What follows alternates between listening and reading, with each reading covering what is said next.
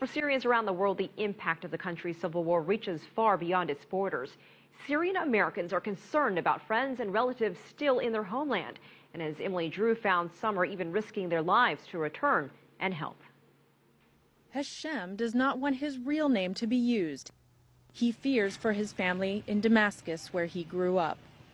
2 weeks ago, one of my cousins was killed. He was 19 years old, standing on the side of the street with a doctor. He has many stories like these of relatives who were killed, kidnapped, held in jail, ransomed. Syrian Americans are a relatively successful population in the United States. Many are doctors and engineers. They've already given tens of millions of dollars to Syrian civilians through humanitarian aid organizations like the Syrian Emergency Task Force.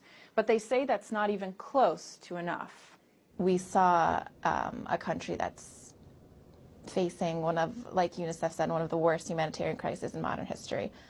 Yassir Batar works for the Syrian American Council, a member of a coalition helping internally displaced Syrians, a population that by many estimates exceeds 3 million people.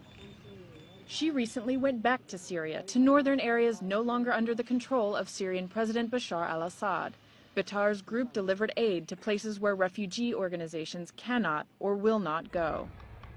They are facing constant bombardment from airstrikes, which makes the humanitarian aid business a potential deadly one. Here in Aleppo, Muaz Mustafa is another Syrian American helping the U.S. government distribute aid in his homeland. Medical care is a priority. They'll take donations from anyone. But Mustafa says most of the medical aid comes from the Syrian American community. Many of the Syrian Americans here are in the medical professions, so they go down to the border. We help some of them go over there. Hashem is a Syrian American doctor who went back to treat civilians in a makeshift clinic in the north. He says clinics are rare and vulnerable and laments a recent incident, the bombing of a hospital. The kidney dialysis unit was destroyed. And you have so many people who need kidney dialysis. And those people, if they don't get it, they will die within 1 week. Despite the danger, Hashem says he'll go back again soon. The need is too great for him to ignore. Emily Drew, CCTV, Washington.